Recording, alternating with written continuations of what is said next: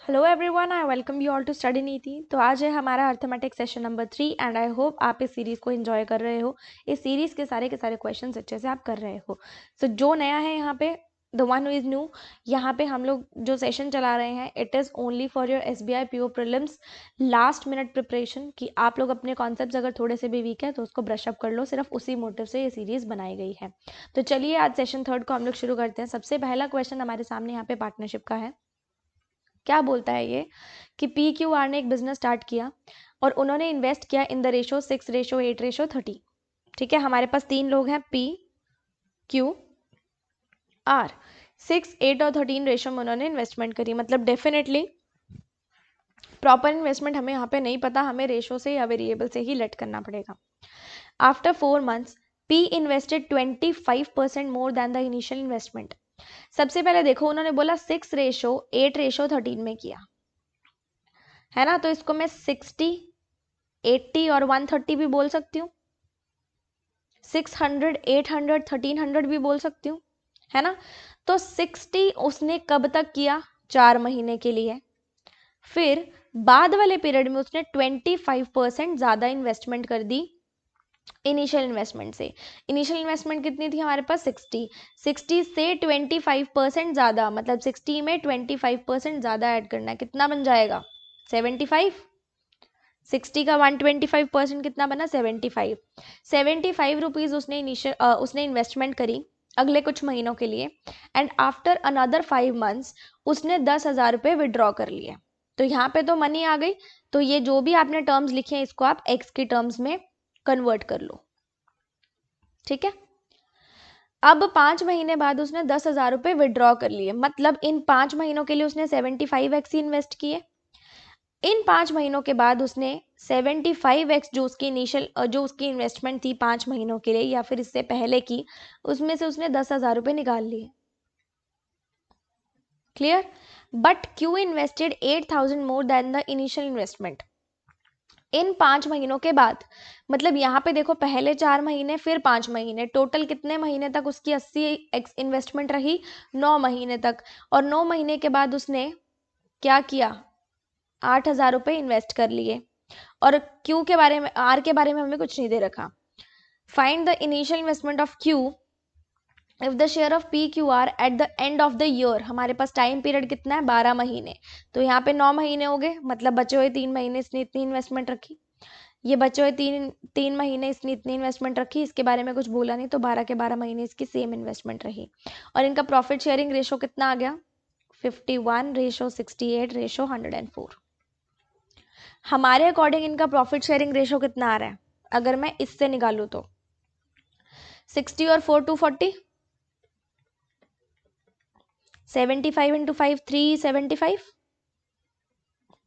और ये कितना हो जाएगा?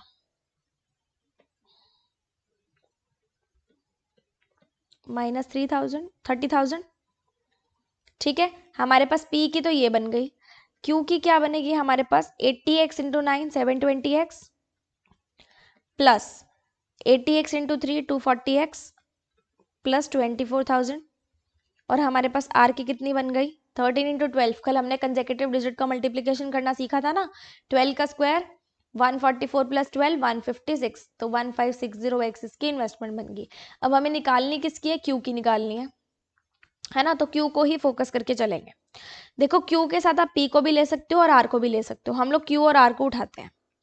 Q और R का रेशो हमारे पास कितना था? 68/104 था। और हमने क्वेश्चन से क्या निकाला? हमने क्वेश्चन से निकाला कि 960x plus 24,000 divided by 1560x हमारे पास किसके बराबर आता है? 68/104 के। ये से कट जाएगा, कितने पे जाएगा? 15 पे।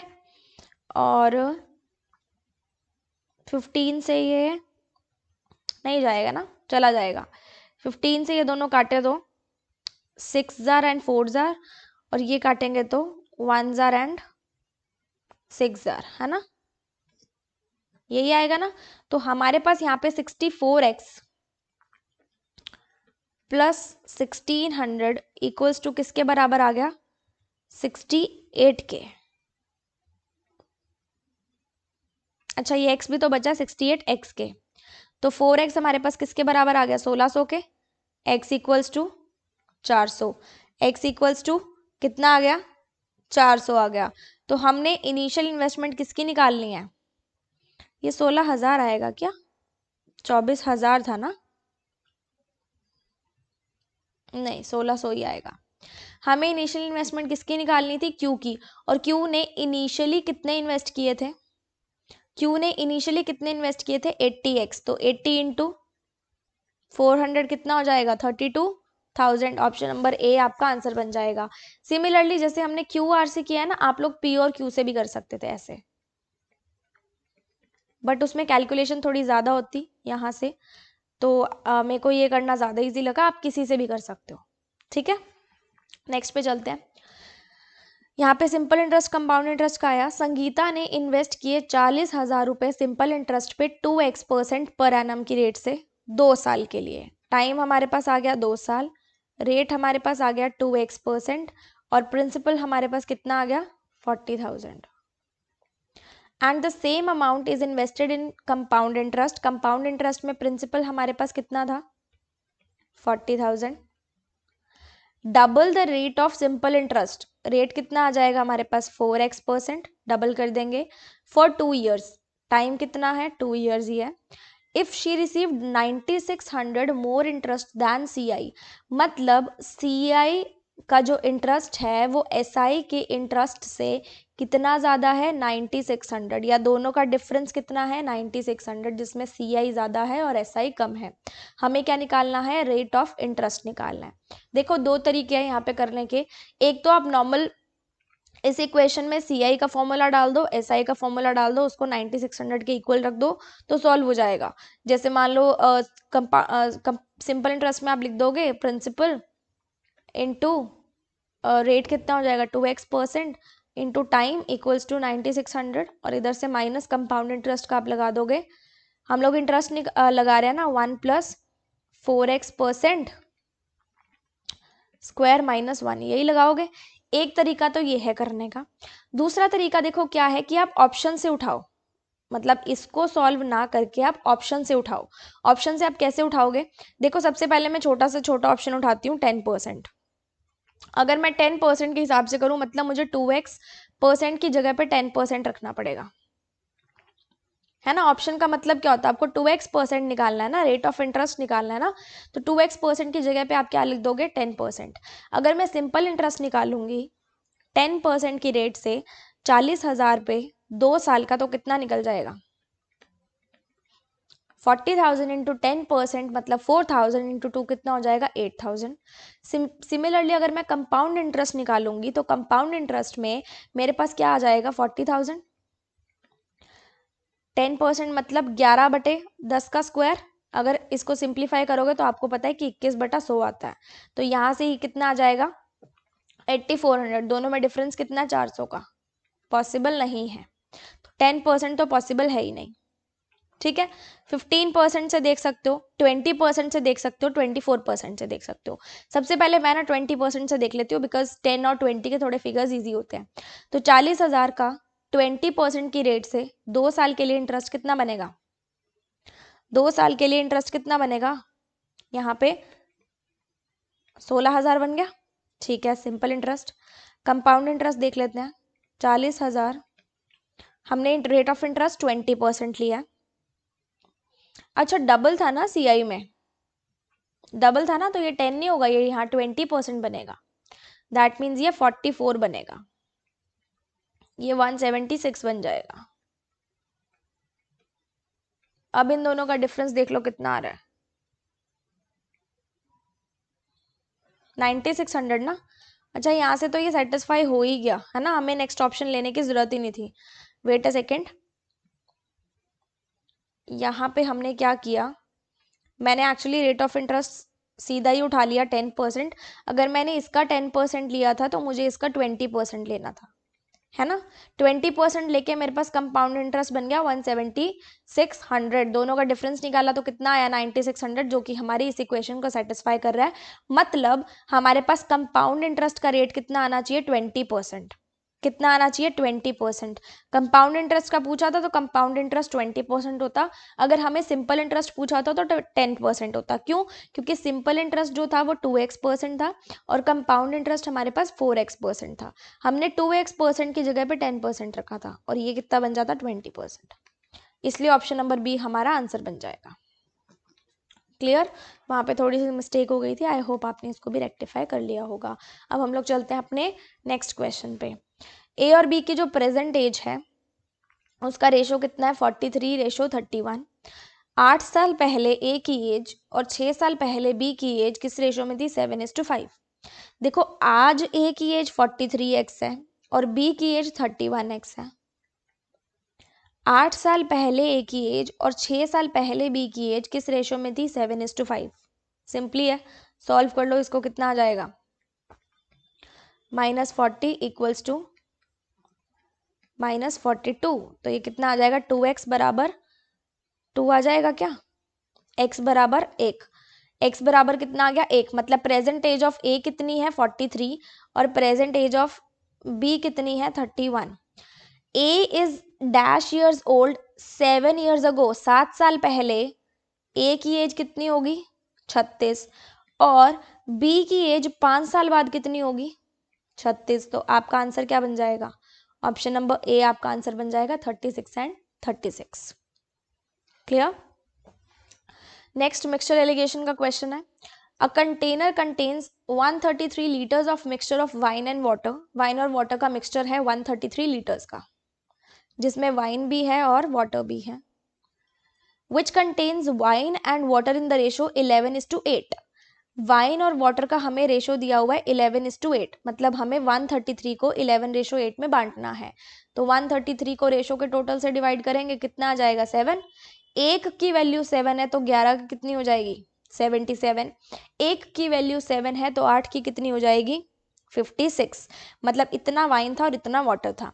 76 लीटर जो मिक्सचर है वो यूज हो गया, मतलब टोटल वाइन और वाटर का जो मिक्सचर था वो 76 लीटर यूज हो गया। हम लोग बाइफर्केशन करके चल रहे हैं ना, तो मतलब एक्चुअली में हमें ये देखना है कि वाइन अलग से और वाटर अलग से कितना यूज हुआ, क्योंकि हमें पता है कि जो मिक्सचर था 11:8 में था। ये इनिशियल मिक्सचर से ही निकाला गया ना, 11:8 में था। तो 76 को 11:8 में जब हम लोग करेंगे तो हमारे पास वाइन कितनी आ जाएगी 44 और वाटर कितना आ जाएगा 32। मतलब इस मिक्सचर में से 44 वाइन निकल गई और 32 वाटर निकल गया, बचा कितना 33 और 24। अब इस मिक्सचर के अंदर 7 लीटर प्योर वाइन और 6 लीटर वाटर को ऐड कर दिया गया, मतलब दोनों में 7 और 6 ऐड किया तो हमारे पास टोटल मिक्सचर कितना आ गया यहाँ पे 40 एंड 30। उसने पूछा क्या है difference between the quantity of wine and water in the final mixture. Final mixture में हमारे पास दोनों की क्वांटिटीज का डिफरेंस कितना आ चुका है 40 - 30 10 लीटर्स। तो ऑप्शन नंबर बी आपका आंसर बन जाएगा। क्लियर? जब भी बाइफर्केशन करनी स्टार्ट करिए तो हमेशा बाइफर्केशन करते करते ही चलना, फिर इजी हो जाएगा। क्लियर? नेक्स्ट पे चलते हैं। दीपक, कैलाश, हरित एंड मनीष एक पार्टनरशिप में एंटर किए, इन्वेस्टमेंट उनकी इतनी इतनी थी, है ना। तो यहाँ पे हम लोग दीपक, कैलाश, हरित और मनीष, इनिशियल इन्वेस्टमेंट कितनी थी 35,000, 25,000, 40,000 और 50,000। आफ्टर 1 ईयर दीपक ने 5,000 और इन्वेस्ट कर दिए, मतलब 1 साल तक इतना रहा, दूसरे साल उसने 5,000 और इन्वेस्ट किए, मतलब उसकी इन्वेस्टमेंट कितनी बन गई 40,000। कैलाश ने 10,000 और इन्वेस्ट किए, मतलब कैलाश की कितनी बन गई 35,000। आफ्टर 1 मोर ईयर, मतलब तीसरे साल हरित ने विड्रू किए 10,000। अब हरित के पहले साल की 40,000 थी, दूसरे साल में भी उसने चेंज नहीं किया तो 40,000 ही रहेगी, और मनीष ने भी चेंज नहीं किया तो मनीष की इन्वेस्टमेंट भी सेम ही रहेगी। अब उसने बोला तीसरे साल में आके उसने 10,000 निकाल लिए, मतलब 40,000 में से 10,000 निकले तो कितने बचे 30,000 बचे। मनीष ने कितने निकाले 20,000 निकाल लिए, 50,000 में से 20,000 निकाल लिए, कितने बचे 30,000। At the end of 3 years, 3 साल के बाद उनको टोटल प्रॉफिट हुआ इतने का 1,80,000 का। तो हमें मनीष और दीपक के प्रॉफिट का डिफरेंस बताना है। अब देखो दीपक और जो कैलाश है उसने थर्ड ईयर में कुछ नहीं किया, मतलब उनकी इन्वेस्टमेंट कितनी रही, सेम रही। अब आप लोग बोलोगे मैम आपने यहाँ पे इंटू 12 क्यों नहीं किया? अगर मैं सभी के साथ 12 से मल्टीप्लाई करूंगी, है ना, तो आपको पता है रेशो में आके सारे के सारे आपस में कट ही जाएंगे, 12 से 12 सब कट जाएगा, है ना। तो इसलिए 12 से मल्टीप्लाई करना इज नॉट समझदारी, बिकॉज आपकी कैलकुलेशन ही बढ़ेगी। जब आपको पता है कि पीरियड सेम ही है तो फिर 12 को लेके आने का फायदा ही नहीं, बिकॉज लास्ट में वो कैंसिल अपने आप हो ही जाएगा। तो तीसरे साल के एंड में हमारे पास कितना इसका प्रॉफिट कितना इसका इन्वेस्टमेंट का रेशो आ गया? इन्वेस्टमेंट हमारे पास इसकी टोटल इतनी इतनी आ गई। अब इससे हम लोग अपना प्रॉफिट शेयरिंग रेशो निकालेंगे, 1,30,000। तो हमारे पास रेशो कितना आ गया? ये 3 0 से 3 0 सारी की सारी गई, 5 से करेंगे तो हमारे पास आ जाएगा 23, 19, 22 और 26। हमारे पास प्रॉफिट शेयरिंग रेशो इतना इतना आ गया। उसने किसका बोला है? मनीष का और दीपक का। दीपक का और मनीष का प्रॉफिट का डिफरेंस निकालना है। 26 और किसका निकालना है? 3 का। 26 और 3 का डिफरेंस कितना होता है? 3। और हमेशा डिवाइड किससे करते हैं? टोटल प्रॉफिट शेयरिंग रेशो से, है ना। किसी भी चीज को टोटल प्रॉफिट शेयरिंग रेशो से डिवाइड करते हैं। तो इनका टोटल कितना हो जाएगा? ये हो जाएगा 45, 45 और 26 कितना हो जाएगा? 71, 71 और 19 हमारे पास कितना हो जाएगा? 90 इंटू कितना है? 1,80,000। तो हमारे पास ये कितना आ गया? 2,000। मतलब दोनों के प्रॉफिट का रेशो, प्रॉफिट का डिफरेंस कितना आया है? 6,000। आप लोग अलग अलग निकाल के अगर करोगे, मतलब सबका अलग अलग प्रॉफिट निकाल लोगे 1,80,000 में से, तो वो आपको थोड़ा सा कैलकुलेटिव लगेगा। बट सीधा अगर आप रेशो से करोगे, आपको पता है कि आपको एक हिस्सा निकालने के लिए हमेशा रेशो के टोटल से डिवाइड करना पड़ेगा। आपको निकालने कितने हैं? 3 हिस्से, तो 3 हिस्से कितने निकल गए? 6,000। नेक्स्ट क्वेश्चन पे चलते हैं। A box contains 3 different colours of balls, red, blue and yellow. एक बॉक्स के अंदर रेड, ब्लू और येलो है। Out of 45% of the total are red balls. समझ लेते हैं कि हमारे पास 100 बॉल्स थी, ठीक है, 100x मान लेते हैं। 100x में से 45% रेड है। 100x का 45% कितना हो गया? 45x। And 60% of the remaining are blue, मतलब बची हुई 60%, है ना। तो 100x में से 45x माइनस करेंगे तो हमारे पास रिमेनिंग आ जाएगा ना। अब उसने बोला है इस 55x का 60% क्या है? ब्लू है, और बचा हुआ कितना है? 40% येलो है। If the number of yellow balls is 44, yellow balls हमें पता है 44 है। इधर से हम बोल रहे हैं कि 55x का 40% है येलो बॉल्स, और उधर से हम बोल रहे हैं कि कितना है? 44। तो ये 5 हो जाएगा, ये 4 हो जाएगा। हमारे पास x की वैल्यू कितनी आ जाएगी? 2 आ जाएगी। हमें निकालना क्या है? Total number of balls. हमें निकालना क्या है? 100x। x की वैल्यू 2 है, तो टोटल नंबर ऑफ बॉल्स हमारे पास कितनी हो जाएंगी? 200। जबकि हमारे ऑप्शन में आंसर नहीं है, तो ऑप्शन नंबर ई हमारा आंसर बन जाएगा। क्लियर? नेक्स्ट पे चलते हैं। If the ratio of marked price to the cost price of TV is 5:4। Marked price और कॉस्ट प्राइस का रेशियो कितना है? 5/4। And sum of the selling price of TV when it is sold at discount of 10% and 15% is 4,375। अगर हम लोग अपने TV को पहले 10% पे बेचें, फिर उसी टीवी को अलग से 15% पे बेचें, तो दोनों के सेलिंग प्राइस का सम कितना आ जाएगा? इतना आ जाएगा। हमें कॉस्ट प्राइस निकालना है। देखो आपको पता है सेलिंग प्राइस कैसे आता है? हमेशा मार्क्ड प्राइस में से डिस्काउंट माइनस करोगे तो सेलिंग प्राइस आएगा, है ना। मार्क्ड प्राइस हमें पता है कितना है? 5x है। कॉस्ट प्राइस हमें पता है कितना है? 4x है। अगर मैं बोलूँ मुझे सेलिंग प्राइस निकालना है at the rate of discount कितना? 10%। और एक मुझे सेलिंग प्राइस निकालना है at the rate of discount कितना? 15%। तो मैं कैसे निकालूंगी? मार्क्ड प्राइस में से मैं डिस्काउंट माइनस कर दूंगी तो सेलिंग प्राइस आ जाएगा। मार्क्ड प्राइस में से मैं डिस्काउंट माइनस कर दूंगी तो सेलिंग प्राइस आ जाएगा। आपको जब पता ही है कि डिस्काउंट 10% है, तो मतलब सेलिंग प्राइस कितना हो जाएगा? 90% हो जाएगा ना अपने आप। और इधर से देखो तो सेलिंग प्राइस कितना हो जाएगा? 85%, है ना। हमारे पास दोनों का टोटल कितना है? 4,375। तो इसको सॉल्व कर लेते हैं। 450x प्लस ये कितना हो जाएगा 425x किसके बराबर आ जाएगा 437500। 100 के डिनोमिनेटर को मैं इधर ले गई, ये 825 बना और ये 4375 बना। x की वैल्यू कितनी आ जाएगी 500 आ जाएगी। कितनी आ जाएगी 500 आ जाएगी। हमें निकालना क्या है कॉस्ट प्राइस। x की वैल्यू 500 है तो 4x की कितनी हो जाएगी 4x की कितनी हो जाएगी 2000। ऑप्शन नंबर बी आपका आंसर बन जाएगा। क्लियर। नेक्स्ट पे चलते हैं। राहुल ने इन्वेस्टमेंट करी x रुपीज की इन स्कीम ए, हमें प्रिंसिपल नहीं पता लेकिन हमें पता x रुपीज है, जिसमें रेट ऑफ इंटरेस्ट है 7% और टाइम है 3 साल, और सेम अमाउंट मतलब x रुपीज ही बी में इन्वेस्ट की गई, ऑफर कंपाउंड इंटरेस्ट है 10% फॉर 2 ईयर्स। अगर उसको इंटरेस्ट दोनों में से सेम रिसीव होता है तो हमें बताना है कि x की वैल्यू कितनी है। अब देखो यहाँ पे सिंपल इंटरेस्ट और कंपाउंड इंटरेस्ट सेम है, ठीक है। सिंपल इंटरेस्ट क्या होता है p into R into T upon 100, और कंपाउंड इंटरेस्ट क्या होता है p into 1 plus R upon 100 की पावर t माइनस 1। यही होता है। जब आपको यहाँ से दिख रहा है कि ये दोनों p से p कैंसिल अपने आप हो सकते हैं क्योंकि मल्टीप्लिकेशन में है, तो अगर आप लोग यहाँ पे x और x लिखोगे दोनों कैंसिल आउट हो गए, बची तो आपके पास दोनों साइड में ही क्या डिजिट्स बची। क्या आप उससे आंसर निकाल सकते हो। जब आपके पास आपका वेरिएबल ही कैंसिल हो गया तो क्या आपका आंसर निकल सकता है, नहीं निकल सकता। सॉल्व करने की जरूरत ही नहीं थी। ऑप्शन नंबर डी आपका आंसर बन जाएगा। क्यों, क्योंकि दोनों का इंटरेस्ट सेम है और प्रिंसिपल सेम है, तो जाहिर सी बात है दोनों एक दूसरे से कैंसिल आउट हो जाएंगे। Clear, okay.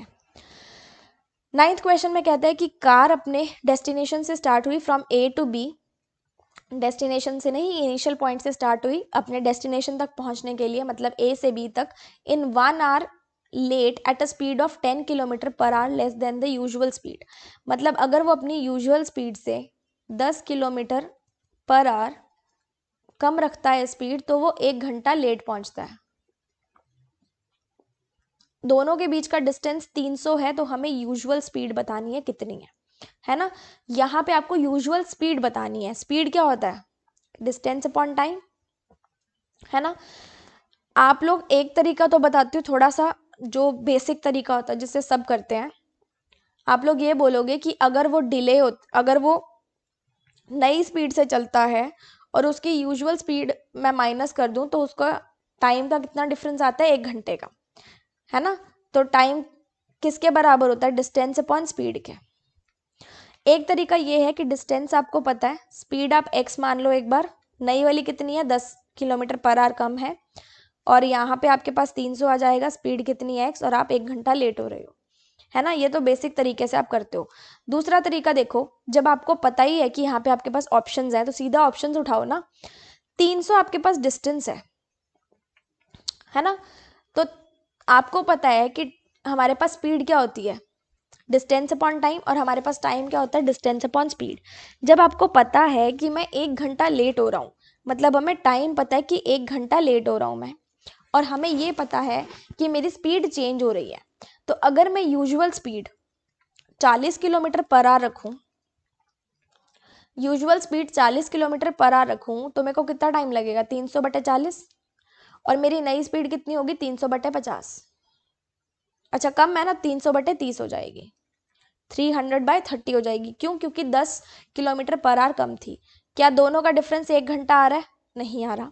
अगर मैं usual speed 50 kilometre per hour रखूँ तो मेरी यूजुअल टाइम क्या लगेगा मुझे, इतना लगेगा, और न्यू टाइम मुझे क्या लगेगा, इतना लगेगा। क्या दोनों का डिफरेंस 1 आ रहा है, 1 घंटा आ रहा है, नहीं आ रहा। मतलब आपको x की जगह क्या रखना है, ऑप्शंस उठा के देख लो सीधा सीधा।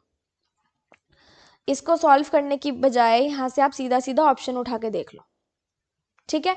अब मैं 60 किलोमीटर पर आवर उठाती हूँ, इधर से 60 किलोमीटर पर आवर रखोगे तो आपके पास यूजुअल टाइम कितना आ जाएगा, इतना, और आपके पास नया देखो तो कितना आ जाएगा, इतना। क्या दोनों को माइनस करके 1 घंटा आपके पास आ रहा है, तो दैट मीन्स आपका आंसर ऑप्शन नंबर सी बन जाएगा। आपको पूरा सॉल्व करने की जरूरत नहीं है, सिंपली ऑप्शन उठाओ एंड टिक मार्क करो। That is a smart way to solve the question. अगर आप इस एक्स के चक्रों में पड़ जाओगे तो थोड़ा सा मतलब आपका टाइम ज़्यादा लग सकता है। Moving on to the last and the final question. ये बोलता है कि टोटल नंबर ऑफ स्टूडेंट्स हमारी क्लास ए, बी और सी में इतने हैं respectively. Average of class A हमें दी हुई है 18 ईयर्स और सी हमें दी हुई है 21.6 ईयर्स, और तीनों क्लासेस की एवरेजेस है 18 साल, तो हमें एवरेज एज ऑफ क्लास भी निकालनी है। ठीक है, यहाँ पे आपको पता है कि एवरेज किसके बराबर होता है, total upon number of factors. Number of factors मतलब नंबर ऑफ स्टूडेंट्स।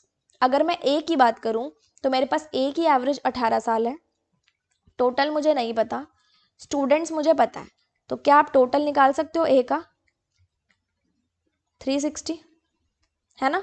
सिमिलरली क्या आप टोटल किसका निकाल सकते हो, सी का निकाल सकते हो।